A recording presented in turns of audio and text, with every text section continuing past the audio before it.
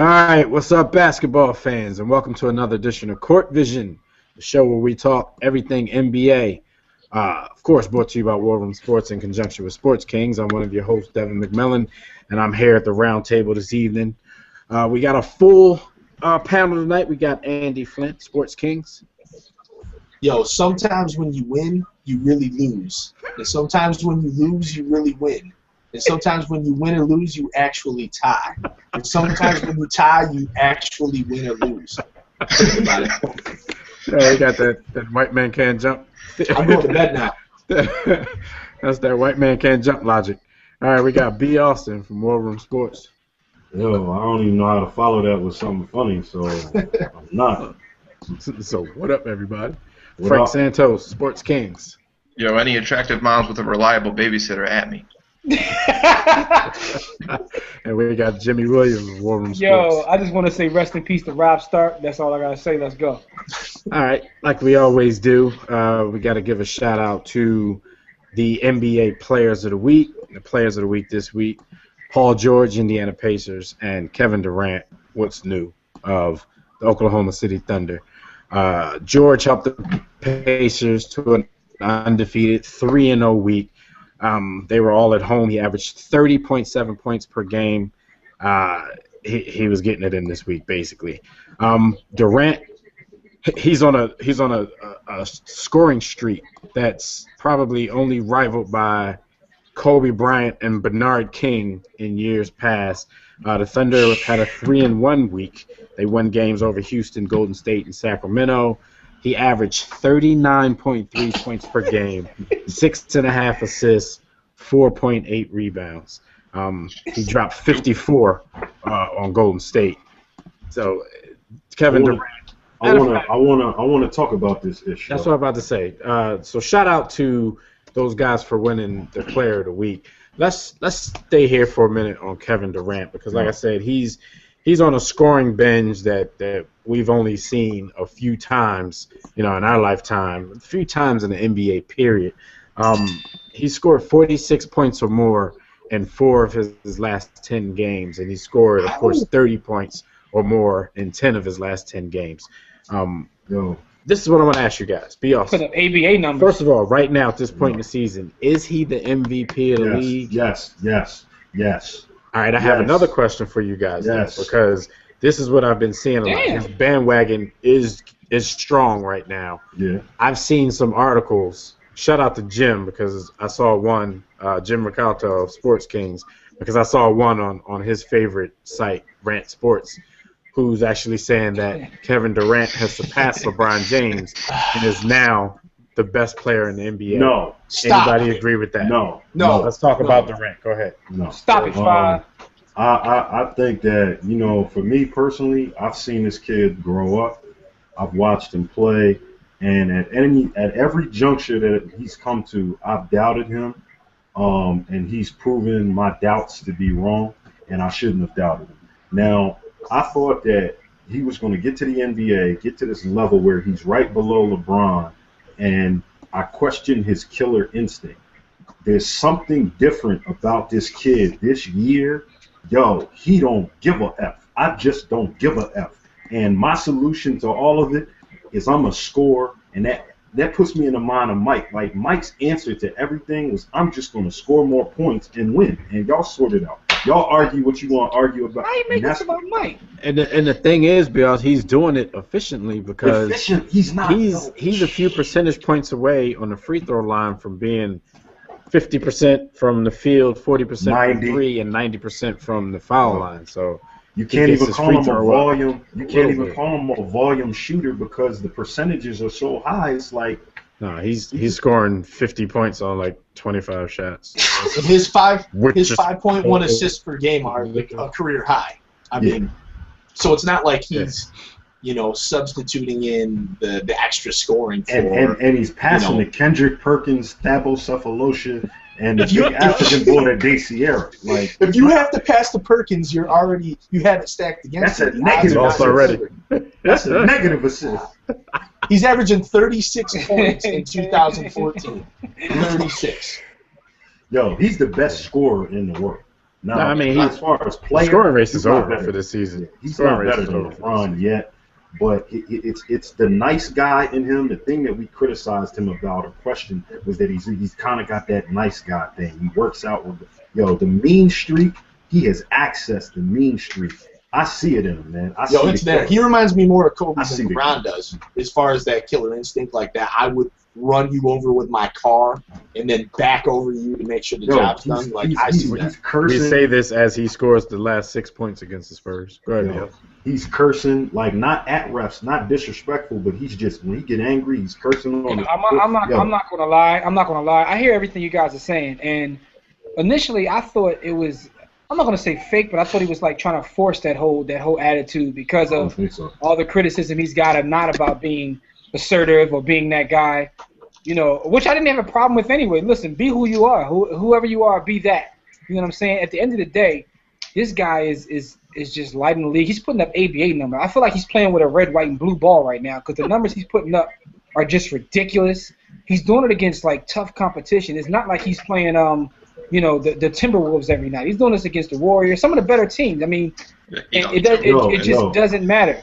And he has LeBron checking his stats. If I could interject, I want to touch on that. LeBron. I want to touch on that. That's what I do, to interject. I want to talk about the fact that LeBron is doing this passive-aggressive-ish. That's it's a little sweet to me. Like if I got that green light, I would score. Man, I'm jealous of Kevin Durant. Yo, he turned this into LeBron slander. How you doing? We're supposed to be praising KD right now, man. And D Wade is gonna go away and leave me by myself with the light off, and I'm scared.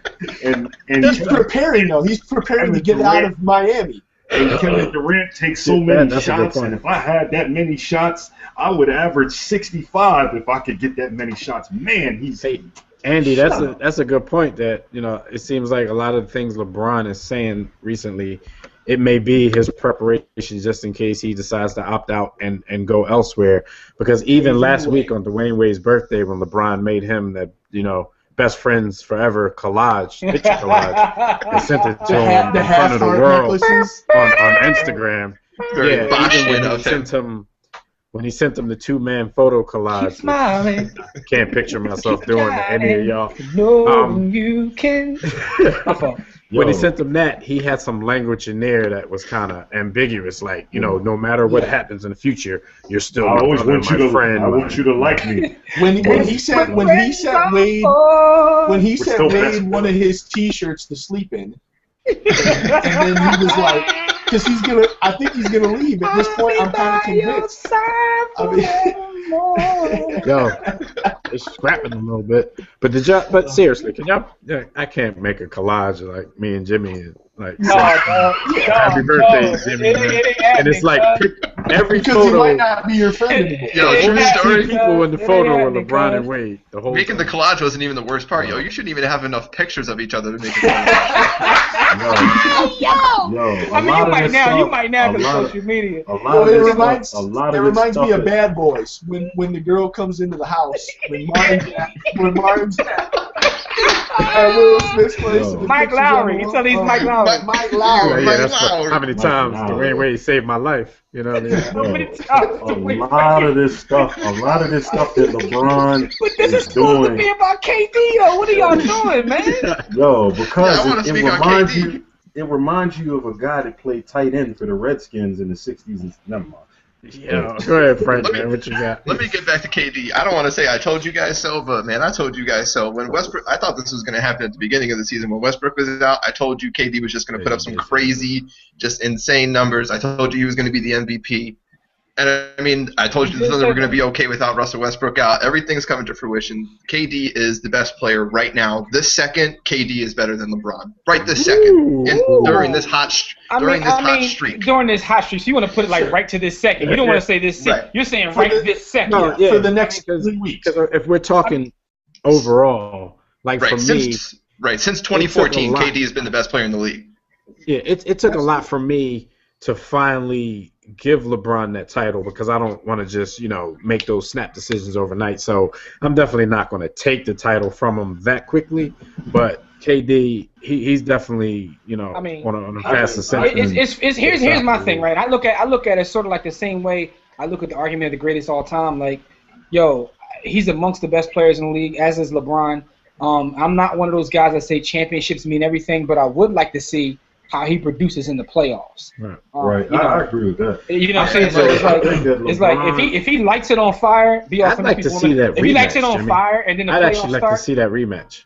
Yeah, I would too. Yeah, I definitely would. You know, and I hope that they can grow to have sort of like the Magic Bird rivalry. Although out of LeBron leaving, I would need LeBron in LA. I'll say it right now, live on air. Like KD's going to get a ring. Like it's going to happen. There's going to be a year. Hold on, are you saying this year? Are you saying this year? It may not be this year, but there will be a year that he beats. It isn't going to be this year. See, but that's the same thing I said about LeBron. Even when he wasn't winning in Cleveland and the all the controversy and all the talk. Like I'm like he's too good not to get a ring. Yeah, it's basketball. It's not football. That's why like everybody said like, well, he had to, I don't really think LeBron had to leave Cleveland. I think he would have eventually gotten a ring. You know, they would have done something. He would have gotten a ring. That's my exact logic. They weren't getting him any help. Yeah. And I think B also brought up the best point about it is that 60 plus games a season. Like, so I'm not gonna say him. KD's got that dog in him now. He's just going for people's throats. I saw a game a couple months ago. Yo, he was up by 24 points. I think I mentioned this on one of the Court Visions when it happened. He was up 24 points. Yo, you would have thought he was down 10 the way he was just like straight going at people. Like he just did not care. He was still trying to put them to sleep. Here's the thing, though. This is also the new NBA. So if he doesn't get a ring in a couple of years, him and LeBron may team up somewhere and get a ring. So he's going to get one. He's going to get one. He's going to get one. I want to see what happens when Westbrook comes back because, yo, I don't care what nobody says. Yo, I feel like Westbrook runs that team. I think KD's the best player. But when you watch their interactions, it's like Westbrook is that guy. Like he's the team leader. Like I feel like in the locker room he chumps KD, yo. I think that's the other thing we should put to bed right now is the whole KD over Westbrook argument. There ain't no way Russell Westbrook would have done this with this team without KD. I don't think that Patrick Perkins runs that team, man. There are people that tell you that they would take Westbrook over KD. I'm telling you, I see it. And those people are on meow meow. That's all that is. Those people are smoking something good. I'm gonna say that the reason that I can't say that KD is better than LeBron is if you take the scoring aspect out of the game, the things that you have to do in their positions to be considered a great player, some of those things LeBron just does and it's easy. Like it's not like he just passing the ball for him to numbers are down all around the board. They are, but I think that's because LeBron has learned now in his 10th season kind of how to cruise and how to slow it down a little bit. But LeBron can get 12 assists when he feels like getting 12 assists. He can get 12 rebounds when he feels like I get your point. That's a great point. Yeah, that's not something that KD it's just can natural. do. KD has to work for certain things. Scoring, not being one of them. He's a walking triple-double, yo. And I think that's a great point, too, B. He can do that when he defers, too. And KD has to be in that killer instinct we're talking about to get his. LeBron can be sailing along, as B. Austin saying, passing the ball, and he'll still put up 28, 8, and 8. That's why I wish LeBron had that attitude, that killer, because then he would average. No, you don't, because then he definitely wouldn't be competitive. Right. And to B. Austin's point, I mean, I think that's a great point, and I don't think the LeBron 3 years ago knew how to do that. I think all LeBron knew how to do because he was so caught up in the media and what people's opinion of him was, and whether like he was just going all out to prove everybody wrong. Now he's got his rings. He knows he's the best. He doesn't care anymore. He got that Charlie Sheen winning, and now it doesn't matter. I'm just gonna make some more $100 million commercials. And so you know what? He needs people to start doubting him again. Yeah, but I have one more question for you guys about Kevin Durant because this actually came from somebody we know outside of the panel. Shout out to Salim King. He asked me actually right before we did the show tonight. He asked me, who would Kevin Durant's old school NBA comparison be? He gave an example, like, Jordan was Kobe, Kobe, Jordan, LeBron, and who did he say with LeBron? Magic. Magic. That's the greatest thing about KD is that there is none. Like, there is no comparison. You've never seen a Kevin Durant before. He's way too fast to be 6'10". I mean, he's like a faster Dirk. He's it's not even fair. George Gervin. He's like George Gervin. I think he's a lot like a more athletic, more quicker, faster version of like a Larry Bird. I mean, he did say he modeled Well, hold on though. If he's all that, he's not like Larry Bird, then is he? He's like a more athletic, more quicker, better this, better. Well, I mean, he's a more athletic all those things being package. different, he can't be like him. But he has a lot of the just same things. But Frank's right. I understand what you're saying. I would look at George Gervin just based on body type, the way they play. Like they're both like 6'10" and like 106 pounds. Now, I thought of a few names, but then eventually, when I was talking to him offline, I actually came up with the same conclusion that Frank did, that this may be the first of this kind that we're seeing. I thought initially of like Bernard King, even though he's like 4 or 5 inches shorter than him. I thought about Bernard King because of the scoring. And then, I thought of somebody, he's not really old school though. I thought of Tracy McGrady might have been the first person in Kevin Durant's mold. But Kevin Durant's game it's more polished than Tracy McGrady's game. So even a guy like as great as LeBron is, LeBron's like an enhanced version of Magic Johnson in my opinion, like just the way he plays the game. Magic 2.0. Right. I mean, Magic. I don't think Magic could faster, ever more like athletic. LeBron does. But he would be a faster, more athletic Magic Johnson. But like, that's the thing. But I think that's part of the era thing, though. Too. There's nobody like him. Everybody's faster and bigger and stronger. Everybody's big, fast, strong. Yeah, but that's I would lean more towards what Frank is saying. Like, it's hard to find somebody that you can really compare to him. I mean, I like the Tracy McGrady comparison. Yeah, but he's not really old school though. No, but the Jordan is easy. I'm going George Gervin. Like if you go to YouTube and look up the way he played, that's what I'm going with. Old school George Gervin. I agree. And in his prime, like he was putting up 30 a game too. When you look at their body type and you look at their movements, he does remind you of George Gervin a lot. But he definitely. But that was a lot of the comparison T-Mac drew too was George Gervin. I mean that's true, but I just look at like the body type. He looks like George Gervin's son. Might be his son. Or he could be Dr. J with a left hand. Shout out to Doc, man. That's I would say George I'm just Gervin. playing Doc. Like, really, I would definitely say he like George Gervin 2.0. All right, yeah, we'll pose that question and see what all the viewers think. So let's move on. We've been slurping KD for a few minutes now. Rondo. There's been some trade rumors. Rajon Rondo possibly going to the Timberwolves. With that trade, including Rubio, some picks, maybe another player or two. There have been rumors of him going to Houston. Jeremy Lin, Omar Asik, and maybe something else. What would you guys do if you were the Celtics in this position? Would you deal Rondo, or would you keep him as that cornerstone piece to build around? How many picks do they have already? Man, like 74. Yeah, they got the whole draft. I would keep Rondo. And I wouldn't listen, man. Danny Ainge has been able to turn like ish into sugar. He stockpiled. At this point, I would just start from scratch. I would get rid of Rondo too and see what you can get for him. I mean, Danny Ainge may find a way to trade Rondo, get Rondo back, and get picks anyway. Like the way he's been operating as GM, And get a coach. And get a coach. My man straight flipped the coach that was leaving anyway and got picks out of his coach. How you do that? He should win Executive of the Year with a losing team. But with my man Danny Ainge know how to expand coach numbers. Danny Ainge. As the also would say, he got his hustle down pat. He definitely does. Danny Ainge is like Marlo Stanfield right now. So I just want to say, get rid of Rondo. He cook like two. he cooked like Heisenberg. Listen, I would just start from scratch. Get rid of Rondo too, and just completely build over. I mean, you got damn near a whole draft to yourself. Like after this draft, the next draft is going to be like the Celtics draft. But it's draft every pick. You know what I mean? So it is what it is. I would definitely get rid of him though. And now on the clock, the Celtics. Yeah, pretty much. The Celtics, like I'm not mad. Rondo's gonna get this grown up because it's gonna take a couple years for them to build anyway. Yeah. So just get rid of him now and see what you can get. That's my. Danny Ainge is like somebody playing association mode on 2K, and he just forces trades. He has the force trade on. So everything he does, he's bringing back picks, and he's got like 16 first rounders. I'm not mad at Jimmy's strategy because you could blow it all up and just pick for the next 10 years every pick in the draft, but. You could keep Rondo, and then you've got a solid and proven point guard. My biggest problem with Rondo is still his jump shot.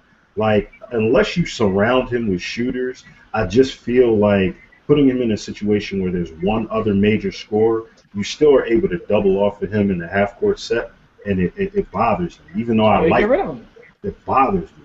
They'll have a bigger problem if they trade for Ricky Rubio because his jump shot is worse. Yeah, he's worse than Rondo. When you said the Ricky Rubio trade, I was like, that's a terrible idea. That's I mean, worst, I think that's the the worst question. jump shot I've ever seen. I think the question is. He ain't worse than David Wingate. I'm sorry, Frank. Go ahead. The question is whether you consider Rajon Rondo a franchise player, and I think he is borderline. But I think I can't remember whether it was Jimmy or B. Austin just now brought up the best point is that Rondo's not going to deal well with losing. Like if it takes a couple years to build, yeah, I thought it was you, but Rondo, he's one of those guys where he can be a franchise player. Like if it's already in place, like when he got to Boston, like or they're already good, and he's just that last piece. But for him to be that building block where you're just going to lose for a couple years, I don't know if he's. Could you imagine him in games? You know the attitude he has anyway. When he's already 27. That's true. So I mean, I would trade him. I would trade him definitely. I agree with that. I think trading him is probably the best thing. The thing that strikes me the most about Boston is they have a team full of misfits. Like, who do they have on that team? Like, I don't see a team there. I just see a bunch of dudes. Ooh, you talking about the Green Celtics? had 39. Yeah. My man Jeff Green had 39 tonight. Jeff Green can keep getting 39, but that team is weird. They are still better than the Knicks, though. Jesus. Yo, if y'all still watching Knicks game, I'll give you that. Find a way to squeeze that in here, B. Yeah, we're gonna yo, get to the I Knicks. definitely would, because I can't see him sitting around as they rebuild, like with his attitude. And he's gonna be 30 by the time they get it together. Right, exactly. Yeah. I mean, because the deals haven't been set yet. You know, they're just throwing around some names and everything. But which one of those two particular deals do you think would be better for the Celtics, and which one would be better for Rondo? You know, as far as playing with Kevin Love, where both of those guys would need a contract at the end of the season. I would say the Houston deal is definitely the better deal. Houston. I mean, you'd have Rondo, Harden, and Dwight Howard as your core. I mean, you can't really go wrong with that. One destination I find very interesting that I've heard some rumors about is Sacramento. Sacramento, Isaiah Thomas, and a couple picks. You know, you put him, Rudy Gay, and Boogie together. Boogie. That's entertainment right there. I want to see that trio. I heard Indiana though too was another one I was hearing last week. I heard the Pelicans. I've heard everything. I heard the Pistons. I heard the Pistons was trying to put together a package. I'm like, oh why? Boy, they better send Josh The Smith. Pistons dropped the ball because the package they sent to Brandon Jennings, they could have pretty much had most of that. And well, no, they signed Brandon Jennings through free agency, but I mean, if they would have re-signed or got Jeff Teague or something like that, they had a nice package for. They pulled the trigger on Jennings way too quick when Rondo was still out there. Right. Yeah. So I agree, Frank. I think the best place for Rondo that's been rumored so far, I like Houston. He gets to go down there with some established offensive players, and he'll get to shine again like he did with the Celtics' big three. Right. I think that's also, of the rumors that we've heard, I think that's also the best deal for the Celtics because somehow they'll be getting back Lynn and Asik in the deal. Both expire next year. Yeah, so whether or not you want to keep like one of those guys, or if you just money. want those, unless you just want that money, I think that's probably the best deal for the Celtics. That's another star player going to the West, though. And as far as because I never answered the question, would you trade him? I think I would. A rebuilding team, that's what you do. Yeah. You take the guy with the biggest contract because he's the guy that's that you can move. You get the most flexibility out of. I think moving him and getting a lot of pieces back, I think that'll be the way to start off. Brad Stevens. I think a nice little interesting subplot would be if they do trade him and get like cap flexibility. I would wonder if a big free agent wants to go to Boston because, I mean, obviously they're a storied franchise, but in this day and age, like guys want to go somewhere where it's warm, we don't got to worry about state taxes, and that's like their priority. So I'm wondering if the storied franchise of Boston would be enough other superstars to be there already too. I think people will still go there, but to Dev's point a little bit there is we don't even know if Rondo can win on his own. Yeah. I mean, he doesn't have KG and Pierce and Ray Allen as a crutch at this point. He's got a bunch of guys. He's got Robbie and Timmy over there, and he's got Ronnie, Bobby, Ricky, and that's why I think he should go to Houston because I'm not sure he'd even shine if he stayed in Boston. Yeah, it is the way. if you ask him to be He-Man, that means he has to score. And scoring on a consistent basis is a tough thing for him. It's not that he can't score, but if you got to depend on him every night and say, look, Rondo, we need to pencil in 25 points from you and 8 to 10 assists and 2 steals, like that's not realistic. 25. Yeah. People average 25. Well, even like 18. That's what you would have to get. And you're doing all of that without a jump shot. Without a jump shot. Yeah, they play 5 feet off of them. Yeah, they play disrespectful 5 feet. Like Kobe in the finals. Yeah, you remember in the finals? Like Kobe was damn near playing in the zone. lane. He be in the top of the key. Kobe go down to the lane and guard the center. Shoot. Yeah, you got that. Yo, Kobe treated him like us. My Jay is way better than Rondo. My Jay is one, doggy. True. All right, let's take it to New York, man. Let's talk about the New York Knicks. I'm gonna let B. Austin have my time. There's been a lot of talk about the Knicks lately. It's been brought up on our Facebook page a lot. Facebook.com/WorldRoomSports. People want to know if the Knicks' problems are more Mike Woodson's fault, if it's more Carmelo Anthony's fault. And I hear Carmelo taking a beating from a lot of fans, but sometimes I think they just say what they hear, somewhere else and repeat it. And I think it's the popular thing to do right now, to bash Carmelo Anthony. What do you guys think about the Knicks situation? Like, well, Carmelo sucks. What direction should they go in? Player, coach? He's horrible. Carmelo's terrible. I don't think he can be your best player. That's the point I'm at with this guy. I mean, but that's easy to say when your next few best players stink.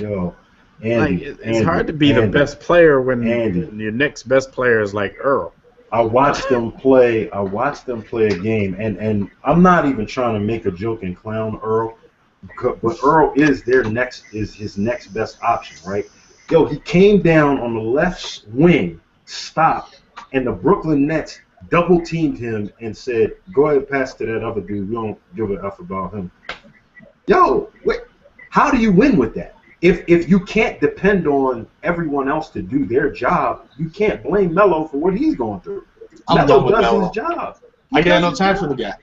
See, I've taken the opposite stance because Andy knows that I've never been a Melo fan, but I've been watching the Knicks. They are bad. They don't execute offense in the half court.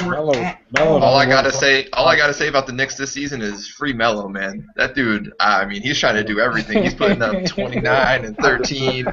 He's trying to rebound. He's trying to score. He's trying to get the assist. He's playing defense. I mean, they should send him to Boston. I agree with Andy that I don't think Melo can be the best player on a championship team. I think he can be the 1A. Like if you had a 1A and 1B, like say a Rajon Rondo and a Carmelo Anthony for that example, I don't think either one of them could win a championship by themselves, but I think those two put together could do something like that. You always need a second guy, but yeah, I don't think LeBron can win a championship by himself. He needs 2 Hall of Famers with him. So damn, yo, he finds a way to keep slandering LeBron, yo. But he's the best player in the world. I think Melo gets a bad rap. Like I've seen, it's well documented sometimes how Mike Woodson drops the ball, but I think it's just because he doesn't care anymore. Let me ask you guys this, because Andy and I had this discussion the other day, and I told him I think we agreed on it, but I would rather have Andre Iguodala doing Andre Iguodala things for his money and his role that he plays on a team than have Melo doing Melo things for his role that he plays on a team. Absolutely. No, it depends on the personnel. It's that's easy to say that. It's easy to say that. Plus, he said for their money. For their money, for what they do.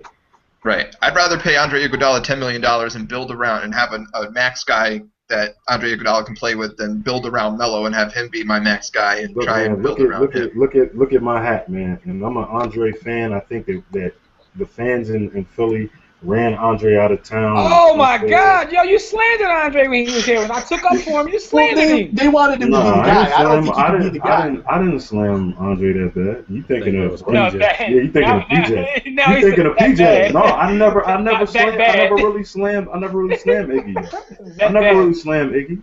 Yo, episode 82 of the podcast, you called him overrated. He may have been. He's got the transcript. When we did overrated, overplayed it, overpaid it, you did say. You slandered him. It's on our YouTube channel. No, saying someone is overrated. Don't be a Fred Purdue. Look, I'm not trying to produce. You explained yourself to He may say. have been a little This overrated. producer. He may be over. I may feel that, but I don't think he's a bad player. But at the end of a game, if you need a bucket, Andre Iguodala is as good as any one of us at getting that. Unless it's 18 feet or Yo. further. I can agree with B. Austin though. Like I think there's a difference between saying somebody's overrated and not good. saying they're a bad player. Or Oh no! I know that. I wrote a whole article about it, which is on warhamsports.com/blog. I know that it's a difference We're between plugging saying them someone's away. overrated and they're good. I'm just saying on the video on that channel, like on this channel where this video is, B. Austin has some choice words for Iguodala. You know, sound like he's I'm just calling him on the carpet. That's all. No, I don't think you're correct. I think But anyway. you gotta have to show that to the people. You have to show that to the people. Okay. But I think Melo gets a bad All right, no rap. doubt. I think Melo's doing his job, and I think with that team, you've got a bunch of misfit pieces. Raymond Felton has digressed. He's regressed to the point of being terrible. He's bad. Cheeseburgers. Yo, let me throw this out there. Raymond Felton is not as good as Jeremy Lin right now. Right now. I'd rather have Jeremy Lin than Raymond Felton on my team. Right now, I have to agree. So would Mike Woodson. Woodson? Yeah, Mike Woodson doesn't get a say. He's going to be on the unemployment line any day now. Because he only knows how to run ISO. I say this every time we talk about Mike Woodson. The only thing he has in his back pocket is ISO. Andy, and you're right, because that's their main problem offensively. Their ball movement is, oh my God, it's terrible. Well, the thing I'm curious about is whether the Knicks will have the courage to blow it up, because that's what they should do. They should try and trade Melo and have him rent somewhere, because Melo's gone. But they still have that stupid Amari contract. The Knicks should have blown it up before they tried to put it back. Before they together. did it. It should have always been blown. Look, of course, the Forbes list came out again about the most valuable NBA franchises, and the Knicks for the second year in a row. You know, they're always hovering back and forth with the Lakers, but for the second year in a row, you know, they're valued as the top franchise in the league at $1.4 billion. And we always know that, you know, their payroll is usually one of the top two in the entire league. That's when I start to wonder, like, you know, Melo gets a lot of the blame, but when you look at their roster versus what they're paying that roster, like what's going on? Like, why do they pay the guys that they pay the kind of money that they pay them? Well, they got themselves into trouble. I mean, initially when they brought in Amari and then they brought in Carmelo and they brought in Tyson Chandler, there's not many people out there that would have said, no, this will never work. I think people were generally on board with that idea. And then they got to a point where it didn't work and Amari was hurt, and then they had to just start paying these guys dumb contracts. But and then the J.R. Smith thing it, last year killed me. Like, I never thought Amari was a bum or anything like that. But when was he not hurt, though? Like, it was risky from the beginning because Amari Stoudemire was this is always all hurt. LeBron's fault. All their plans were based upon bringing LeBron in. LeBron shunned him, and that's when Amari got overpaid, and everything went downhill from that point. My man Jimmy pulled the B. Austin. He put Bron in. I was going to say, it's not LeBron slander. But no, it's not LeBron slander. Because I think Cleveland's doing the same thing now. I think Cleveland's doing the same thing now. Like, people, you know, and LeBron is that good that, listen, if you get him, he can turn around your entire franchise. But I think that once he turned them down, they're like, you know, all right, who can we grab? Who can we overpay?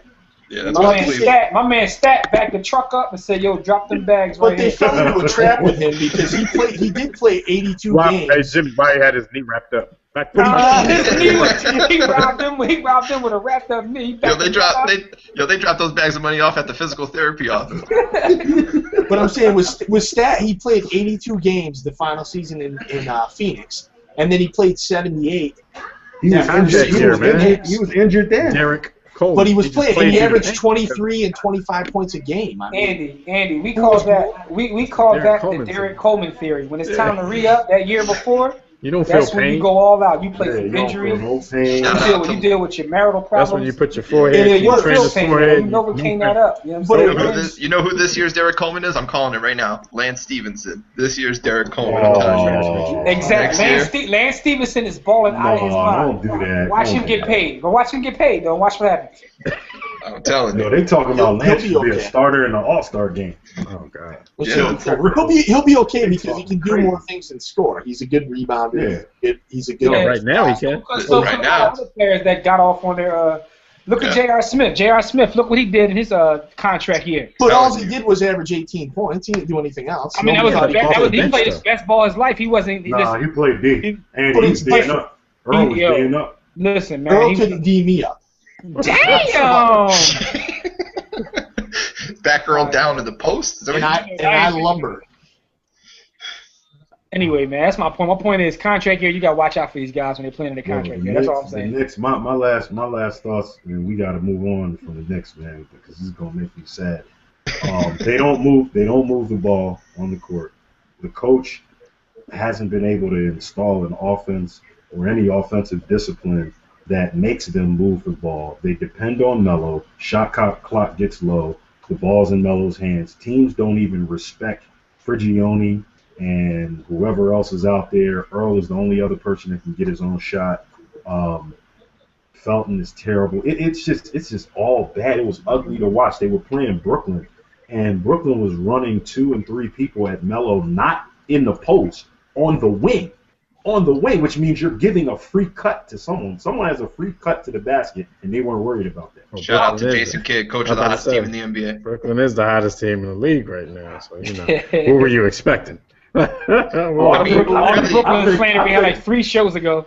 I picked Brooklyn to do their thing.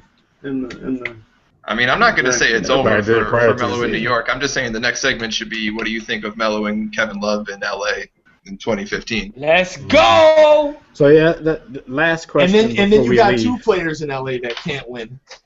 Yo! Maybe they can win. 2 negatives equal a positive. Maybe they can win. So listen though. Last question about the Knicks before we get out of here. Last question about Carmelo Anthony. Does he get traded prior to the season being over, or does it happen after the season? No. After them opting out and after. Yeah, it's not going to happen this season. Yeah. I can't. I think it's going to happen after. I think it's going to be unfortunate for the Knicks, but it's going to happen after. They don't have any reason. First of all, they're stupid. So they're not even thinking about a strategic move analysis right there. If they get to the point where they think he's not going to resign, if he's not going to stay, nobody thinks they'll try to Denver a deal real quick. They're still consulting Isaiah Thomas for strategic guidance. They're not smart. These GMs and stuff have this way of just like believing beyond a doubt that somebody's going to stay. But what it is, Dwight Howard in Orlando, he was basically flat out being like, I'm leaving. Dwight Howard in Orlando, Dwight Howard in LA. Yeah. I mean, no, what it is this though. It's kind of like antiquated thinking. Like Kevin Love in Minnesota. They're acting as if it's the way it used to be. There's no loyalty to teams because there's no loyalty to players either. And players don't care about the history of your team. Players go to other players' locker rooms. This is a completely different NBA than it used to be, and completely different player. They're about putting food on their family, and some of them don't even care about winning. Instagram. They're like, hey, shout out to Joel Rodriguez of Idiot Sports Talk. We were talking the other day, and he was saying that Melo has to be culpable on a lot of this Knicks situation simply because of the way he came there. He said instead of waiting until the end of the season, he forced the trade to go to the Knicks. I didn't necessarily agree with that. I'll tell you guys why, then you can tell me if you agree with what he said.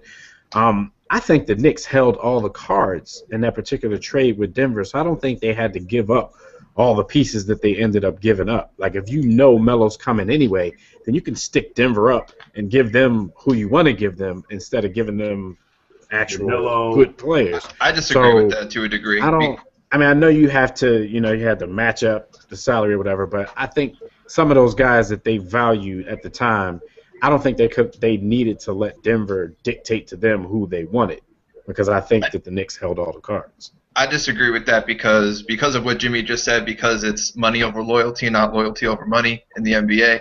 It's Melo was going to the Nets. I mean, the trade was going to happen with Melo and Chauncey Billups and Rip Hamilton coming to the Nets. So that's what forced the Knicks to pull the trigger on that trade, because then once you got Melo on the Nets, now you got the whole bird rights situation, and he's got to turn down however many $1 million.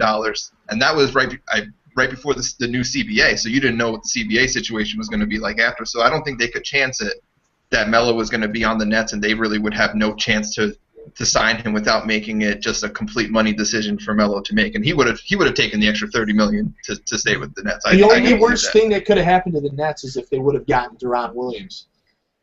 Just unnecessary. Man, that was unnecessary. 8-1 in January. My point is this. Jason Kidd, Coach of the Year. My point is this though. Back to Andy's original point, like you have to get rid of the guy. I think the Knicks are going to be stupid. I just brought up the antiquated way of thinking. I mean, Al Jefferson went to the Bobcats. Cut the check. He went to the Bobcats to win. Cut the check. And that's what I'm saying. These guys don't care. He went there to win It's the just not lottery. the same NBA. I mean, Frank was talking about this earlier. Frank said, listen to Al Jefferson. The reason he didn't like Al Jefferson is Al Jefferson turned down the Spurs and a lot of other good teams to go to the Bobcats. Like Dev said, he went to win the lottery. And that's exactly what he did. Al Jefferson a short deal, too. Wasn't it like 2 years or 3 years? Listen, man, these guys don't care about that no more, man. So at the end of the day, man, you got to get rid of Melo because the whole lore of playing for the Knickerbockers or playing for the Lakers or the Celtics, they don't care about that. They don't care about history. I gotta agree with Jimmy, man. The only time those things come up is when their publicist is giving them media training and giving them the cues to say those things to make us feel good about what they're doing. The reality is they do not care. You got guys that go to the other team's locker room after wins and losses to hang out. Like, shout out to Noah. Yo, these dudes don't care what team they're playing for or whatever. Yo. But you know what it is, B. Austin? It's little mouth. It's the World Star generation, but it's also a situation where, like, a lot of times teams have done things to show that they have no loyalty. So the players, essentially, is taking the same approach. Like, this is a business. That's my man. Like, we're going to entertain, but it's not the same. That's like the Ray Allen situation when everybody ragged on Ray Allen for leaving. But they tried to trade Ray Allen like 3 seasons in a row. What makes you think? Why does he have loyalty to you? Yeah, so that's what I'm saying. So the players have kind of woken up, and it's like, basically we're entertainers at this point. We put in a performance, but the whole like solidarity of this is my team and that's your team, and the whole concept of a rivalry. When you look at sports across the board, how many real rivalries do we still have? I was just telling you earlier, I'm reading Dr. J's book. Dr. J is in his book slandering the Celtics and their fans in 2013. How he still hates them. You won't see that now. Like I still hate Boston to this day. You know what though? If we can touch on that, I think by and large that's definitely the case. But where you see success, there are teams that have that core nucleus of players that bang for each other and the front office that's built a culture. San Antonio, bang for. San Antonio. Oh yeah, the Heat. Yeah, San Antonio, the Pacers are 2 examples that I can think of. The Pacers. Wait, those guys are talking about young. Yeah. No. What they've done so far? I think they're building a culture there. I don't think he's just talking about the fact. Yeah, when Lance Stevenson is in Milwaukee for $50 million next year. That's about to be broken up too. That's about to be broken up too. Their whole team about to be broken up. Lance may end up going. I mean, if Paul George stays. It's sort of like the NFL, right? You have a little bit of success, and then all your coaches get poached, your players get poached.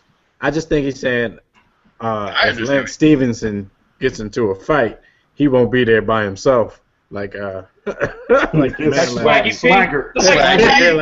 He won't be there by himself like Swaggy P. But Swaggy P shot himself. First off, Lance Stevenson has David West on his team. He has David West on his team. Swaggy why do you punch the wrong guy in the face? Swaggy P wanted no parts of Philadelphia. This guy there. I'm gonna say that he wanted no parts of that Philadelphia work. Listen, man. All I'm saying is this, though. Lance Stevenson has David West on his team, so that whole discussion is out of the question right there. Yeah. David West will break somebody's neck. Yo, Swaggy started a rumble, looked at the 2 black guys, and then hit the white guy that didn't do anything. that did not do anything. I don't know which Morris that's brother a better was, move, but the Morris brother wanted to fight him.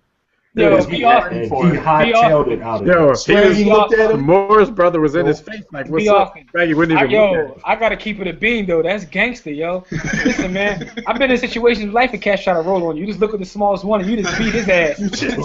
so when they all get back and they talking about it, he's gonna be sitting there lumped up too. Like, gotta set an example. That's a better move, like Frank said. He was a small point guard, and he's a white dude. That's kind of smart. No, but the Lakers figured. They figured. That's Look, smart. That's the right move. You go 1-on-5 every time you get the ball, so you'll go 1-on-5 with the team. That's how it's going to be. You ain't thinking about that when you're shooting. Yeah. Pau Gasol acts like he would have helped him if he wasn't on the bench. If you believe Pau. You can't expect nothing. But the guy that hacked him, he didn't want no problems with him either. Oh, some dudes you don't want problems with, man. Yo, Pau Gasol was probably under a chair on the bench, just hiding. Who's the dude that tried to help him? He was the rookie. What's that kid's name? Ryan Kelly? That wasn't much of a try, though, because Ryan once Kelly. they moved He out of ignored his the way, whole he fight. just stood there and He looked. just tried to help him up. He reached his hand out. And then when he saw, there's a fight going on, let me back up. He was lost. He was gone. He's like, Coach K didn't teach this in practice. Yeah, I was going to say, Duke players, they're not fighting. Y'all out of control, yo. All right, so look, man, we got to get out of here. Like we always tell you guys, man, subscribe to the page, like the video, leave your comments and your thoughts on everything we talked about. We want to know if you think Kevin Durant is the current MVP, and if he surpassed LeBron James as the best player in the league. What would you do with Rondo? Would you trade him? And do you like the two scenarios that we brought up? And what's up with the New York Knicks? Like, what are your thoughts on the Knicks? The Knicks are back. Who gets most of the blame? If you want to break it down into percentages, you do that. Let us know who gets the blame. But look, it's been fun. This has been another edition of Court Vision. I'm Devin. That's Andy, B. Austin, Frank, Jimmy. And like we always tell you guys, don't accept mediocrity. Be steadfast in the war against ignorance. We'll see you chumps on top. JK, Coach of the Year. Shout out to Tahiri and that fatty. Swaggy P, I beat you the F up.